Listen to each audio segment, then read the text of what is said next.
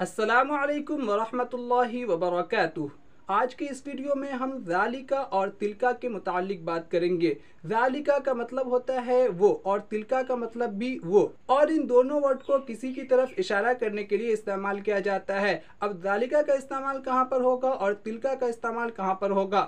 تو آپ نوٹ کر لیجئے کہ مذکر کی طرف اشارہ کرنے کے لیے ذالکا کا استعمال ہوگا اور مؤنث کی طرف اشارہ کرنے کے لیے تلکا کا استعمال ہوگا۔ مثال کے طور پر ایک ورڈ ہے، مذکر ورڈ ہے استاد۔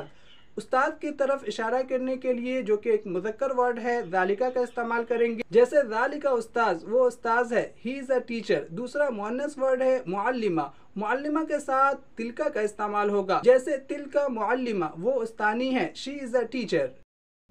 ذالکا کے لیے مزید مثالیں دیکھیں۔ ذالکا طبشور، وہ چوک ہے، دیٹ از اے چوک۔ ذالکا سجل، وہ رجسٹر ہے، دیٹ از اے رجسٹر۔ ذالکا طبیب، وہ ڈاکٹر ہے، ہی از اے ڈاکٹر۔ ذالکا مستشفی، وہ اسپتال ہے، دیٹ از اے ہاسپٹل۔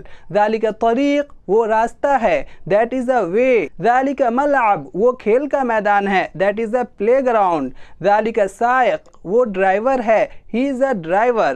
ذالکا مطار، وہ ایئرپورٹ ہے، دیٹ از این ایئرپورٹ۔ ذالکا مسجد، وہ مسجد ہے، دیٹ از اے مسجد۔ ذالکا استاد، وہ استاد ہے، ہی از اے ٹیچر۔ تلکا کے لیے مزید مثالیں دیکھیں۔ تلکا امرأہ، وہ عورت ہے، شی از اے لیڈی۔